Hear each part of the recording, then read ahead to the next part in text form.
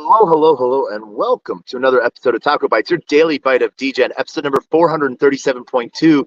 SBF takes the stand, end of day. We were returned from lunch today at about 1:45, and it was one of the first things, where a video of, back in the days when SBF was with Alameda Research and asking about naming it Alameda Research and adding the name, was due to banking issues, and sort of went off that, he specifically said he couldn't call it shitcoin day traders, um, you know, um, and this was sort of along the lines of when the prosecution was asking why he named it Alameda Research, and sort of doing some points where he would say, I don't recollect, or I didn't have a control over it, or I chose not to name it, or I wasn't in charge of that. That was sort of followed up by the prosecution shooting a lot of shots about, SBF spending almost $15 million in 2021 or 2020 on just private flights, and put pictures of that, including FTX paying for private packages for UPS to be flown on private planes just by itself.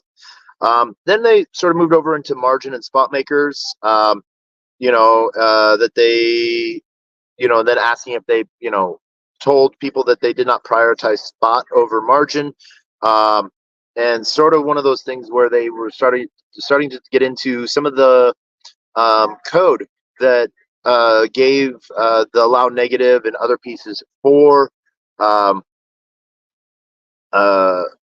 Alameda account number 9, the fiat ad account, to have special privileges.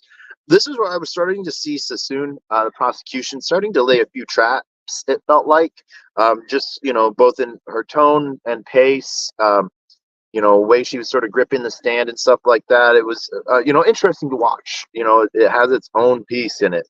Then, when she sort of traded direction and started talking about the liquidation engine being superior, and what that was like for FTX, and what, how Sam used that as a selling point. Then jumped right over into testifying to Congress, and talking about clawbacks. Really was trying to get him to say preventing clawbacks, even though, within the title of the section was preventing clawbacks, and then further down in the talk it was reducing clawbacks. And so he wouldn't say that. And so after multiple objections and different ways of asking the same question, he finally stated the first word is preventing, the second word is clawback. So he really tried to break that up so that he wouldn't get trapped in saying preventing clawbacks. During this time, I really saw Sam starting to swivel in his chair when he had chances. And we might have to move in a second too. It's starting to rain a little bit. And so really started to get into repetitive answers, for almost any question that was sort of, at a high level, more or less. Yep. It may have. I'm vaguely aware. That rings a bell. I at least glanced at it. I'm not sure about that. I don't remember, and I don't remember saying that. These were sort of the terms that were just repeated over and over and over again. Then Sassoon sort of changed directions a little bit, went back over into his background at MIT and physics degree, and trying to trap him into that, get him to say, that he thought highly of himself, thought higher. And so it was an interesting thing to sort of see that sort of trap being laid. Then started talking more about the AWS database versus the Google database that was being built. Sort of got him stuck into saying, that he had never actually used the database, which, that's been countered a few times, both by him and other ways. And so very interesting piece on seeing that. I guess we just had Robert De Niro walk behind us on camera. Cool. that was interesting. Robert De Niro cameo. Um, for those joining us on video, that was Robert De Niro. He's actually has court here as well, and that was him just walking behind us real fast. So yeah.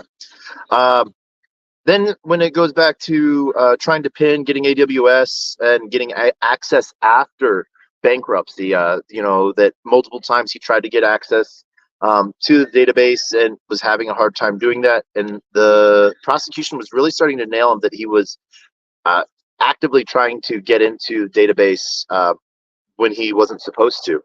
And then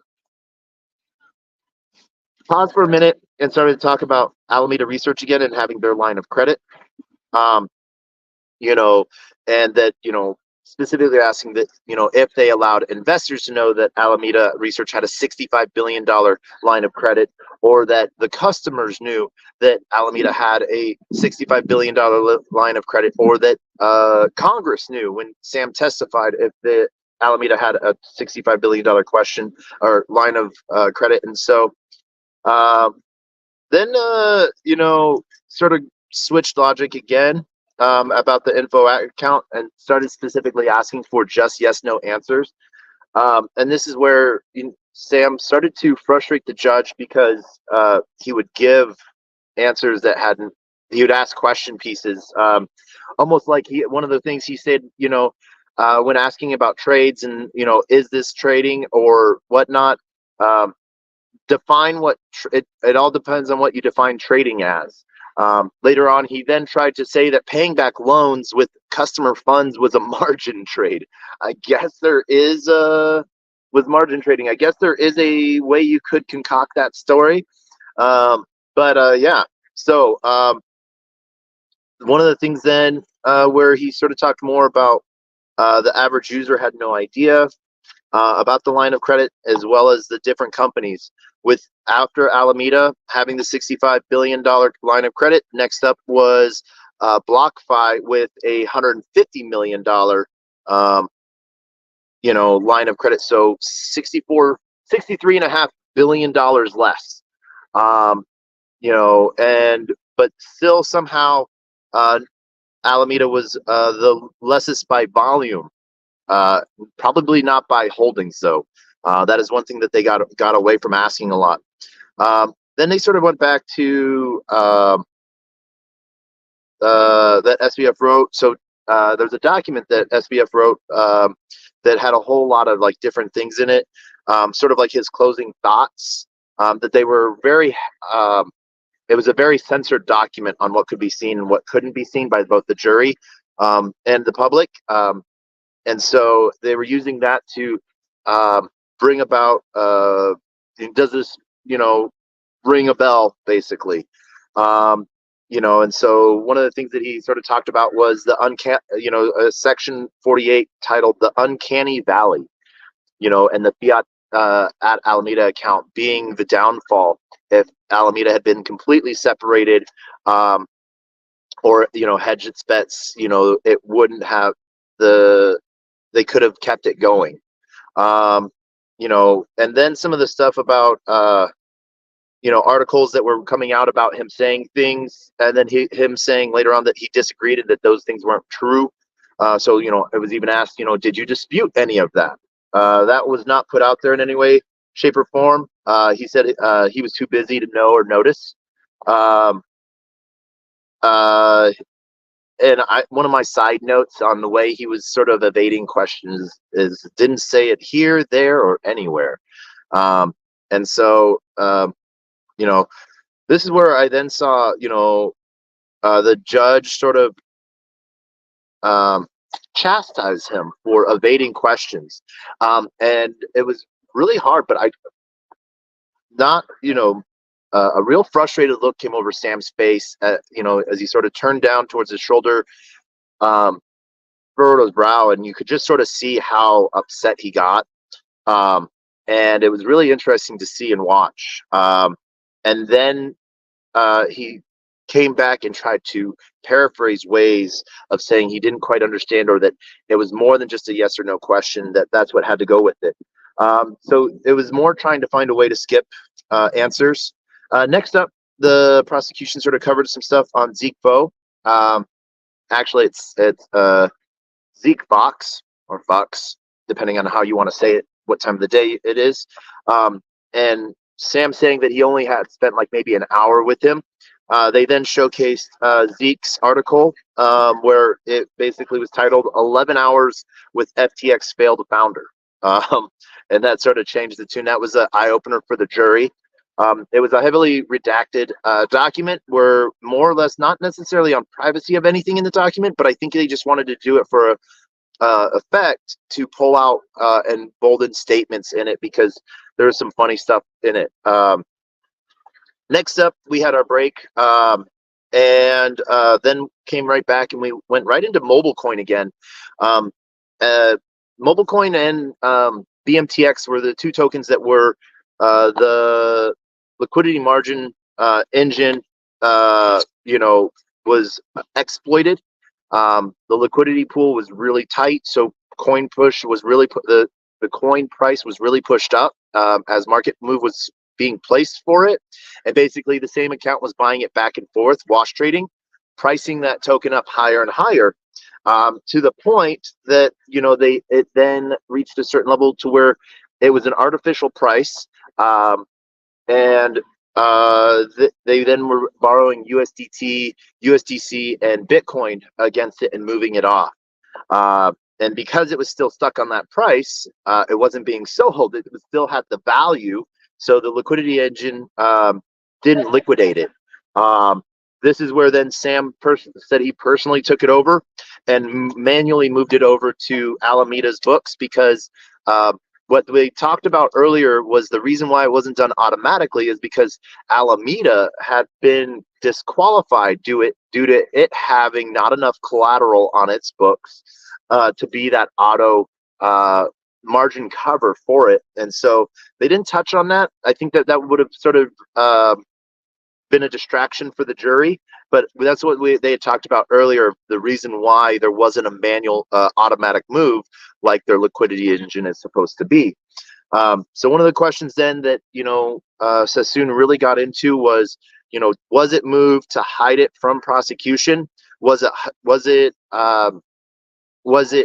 hidden for the simple fact to not show customers, and was it hidden or moved to Alameda so it wouldn't be shown basically to investors? Because as soon as it was moved, that $850 million was moved from a loss on FTX's books to Alameda. They then went on to go raise $900 million. And so Sam was sort of saying he had no memory of this, no memory of the reasons why he did this, or if it really was that much, or it was whether or not it was really a loss. So far as he was like, do you want me to make a wild guess? And Sassoon's like, no, I don't want you to take a wild guess. And you could sort of hear a little frustration, not on her, but more of like satisfaction that she got him to evade the question in so many ways that the jury saw, plain as day. Then she went over to make some harder questions because I think she was just trying to draw some objections to really nail that home. Along the lines of, you knew that when you moved it, it was a loser. And there was some foundation pieces on that. If you had not moved this, and it would be covered as an insurance loss, and everyone would know. If it suffered a loss, it would be sent to investors, right? A lot of objections were sort of pushed on this. And for those that have the over-under on objections today, 42 objections. Woohoo! Yay. And actually, more sidebars were called by the judge. I think it was a total of 3 sidebars called by the judge. So very interesting day on that. Next up, when they sort of went on, they moved over to the Eco Serum, which is a Solana token, and how they were finessing investors by adding an extra roughly 60. Well, if you looked at the numbers, you could see that someone was having fun because it was a fudged number. There was no actual interest being charged, so they just added numbers. They added $69 million. Now, no one saw that joke? I guess not. But that put them right over $1 billion, which made them hit their targets, which got them more billions of dollars investment. So go with them. No one saw the joke that $69 million was for an artificial token investment or staking interest piece that they were getting. So That was sort of a funny thing that I noticed today. I could be completely wrong. They could have just met, but with how degenic, well, not kiddish, how kiddish the shot is, as this was his sort of baby. I feel like that was done on purpose. Um, that is 100% my opinion. That you don't really come up with $69 million unless you're wanting to. This is where when sort of talking about the eco serum piece really started getting Sam to start moving around and get a little excited in his seat, bobbing his head, and it was sort of interesting to sort of see that especially after Sassoon once again sort of stopped him from answering any questions he wanted to answer. That's when brought into like the incentive part of that, where it was not the first time. She sort of declared, it was not the first time you signed a document almost a year after it was supposed to be created, and he was educated guess. I guess that's not. So very interesting piece on that. Some of the investments they talked about was Genesis Digital Assets, which is the mining company. Investments before they actually hedged, got back into the hedging conversations, and that he was like they should have taken a risk neutral position. And then I didn't know about this. I would have to go check out this game, but then Sam used a ton. And when I say a ton, $23 million worth of consumer funds to buy his favorite game, Storybook Raw. I don't know what that is. I'll have to look that up. Maybe you know what it is. Let me know in the comments. Then they went over to them helping out media companies, The Block, and making investments in The Block. And then from there, over $16 million was given to the CEO of The Block for a home as a loan. Maybe, I don't know if that was ever paid back or what. None of the loans that Alameda gave out seem to ever have been paid back. So yeah, go them. Then they talked about the $100 million they put into Dave Inc., the $45 million into Skybridge, the $450 million into Modulo, $500 million into K5, and then the $250 million in Robinhood. Now this is where it gets interestingly fun, because what she then showed off was how once Robinhood bought the shares, or the Paperbirds, which was Sam's company, bought the shares. Paperbirds then transferred the shares to Alameda. Then there was a board meeting of only one person, signed off by the one and only Sam, where he, as the sole member, signed and transferred all of the shares of Robinhood over to him and his company, that another shell company, Emergent. Emergent was 90% owned by Sam, 10% owned by Gary Wong. So this was an interesting piece, because then after that, while in the middle of FTX being bankrupt and claiming bankrupt, and consumers not being able to have access to their funds, Sam sent an affirmation letter to the court asking to claim his Robinhood shares for Emergent, because they weren't part of Alameda or FTX in any way. And then at the same time, reached out to Robinhood to assert ownership and just have Robinhood just give him the shares, roughly $252 million worth of it. Wonder why that happened. But what was really cool was the way prosecution framed this. Affirmation to the court was yes, at the time you asserted your ownership, FTX customers still could not touch their funds. And after FTX bankruptcy, you tried to have Robinhood just give you the shares. This is when a lot of nonsense answers were given by Sam, where he didn't really know what he was doing with his Robinhood shares, when or where they were at. And then started to talk about the investments pieces, where he was trying to say that the investments were too large, and there was no hedge against them. And so this was one of the big things that in May of 2022, he had claimed previously that he had learned that nothing that he had been asked to do, that he had asked Alameda to do in hedging bets, had actually been done. Next up, they then moved over to June 13th, where we had the Bitcoin crash due to Terra Luna. Thanks. And they found that bug that gave them a back an extra $8 billion because their accounting error was off. They thought they owed customers $16 billion. Really, they only owed customers $8 billion. So, big difference. And this was one time where I really didn't, the prosecution sort of was saying some stuff on around, the Terra Luna crash and everything like that. And Bitcoin, she was like, the entire ecosystem, blockchain as a whole, was at risk of failing. I'm like, no. In my head, I'm like, no, it's immutable. It can't fail. People might dump it and it might go crazy low again, but can't fail. So then one of the things that Sassoon then went back over to was, did Sam know that paying back loans would be done with FTX funds? And this is where Sam got a little smart with the judge.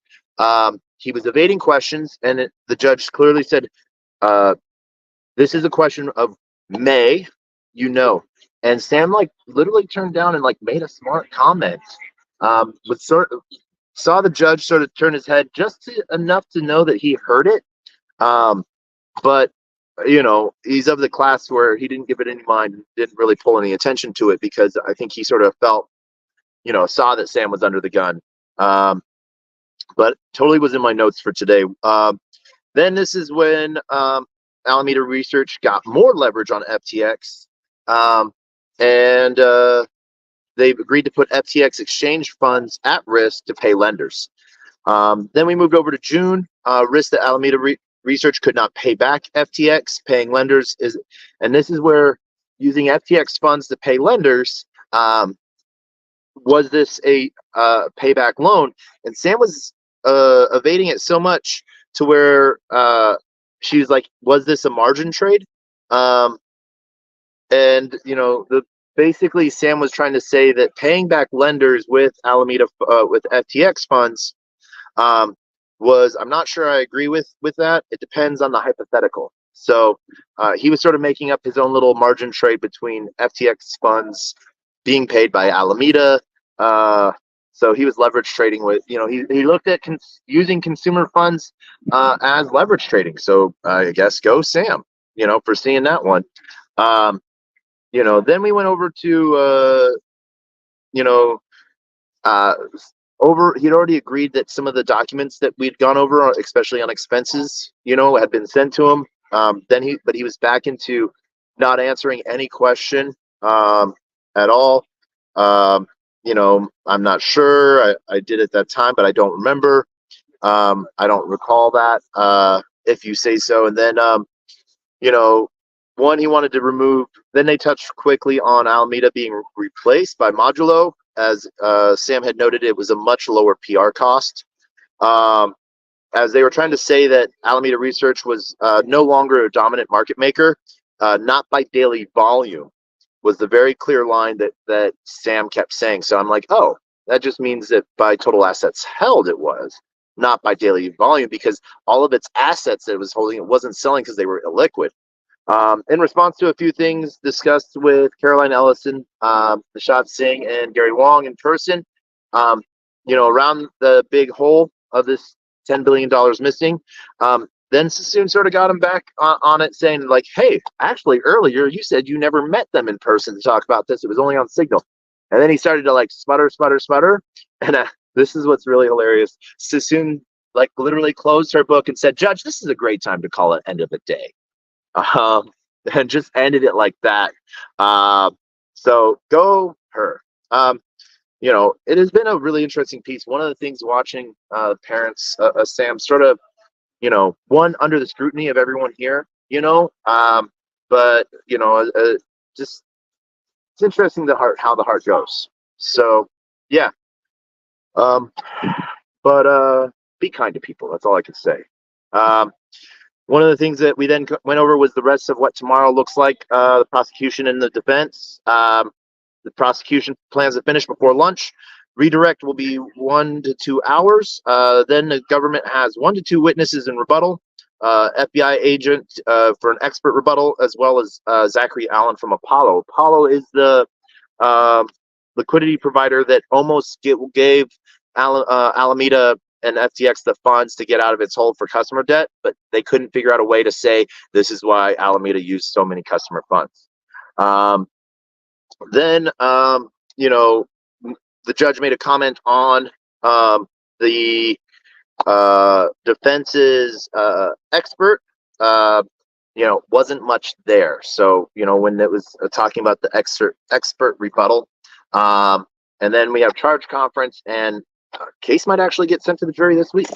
That is it. I hope everyone had a great time.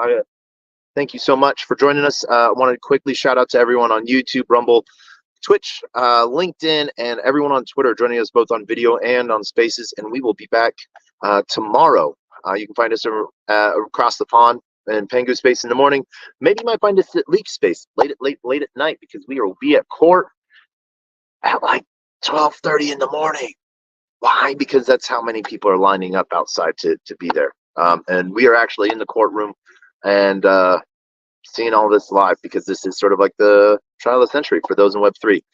We will see you all on the flip side. And as always, you know, we leave with two great things. Our words of wisdom: a closed mouth cannot be fed, and you cannot feed a closed mouth. Meaning, if no one knows you're looking for opportunity cannot come a knocking. And if opportunity does come a knocking and no one answers, it's going to keep on walking. And with that, shout out love to everyone for joining us today. We give a huge shout out to all the reporters, you know, that are out here as well. Hashtag free Evan. And we leave with the greatest, worst knock knock joke on the face of the planet, and that is, as always, knock knock. Who's there?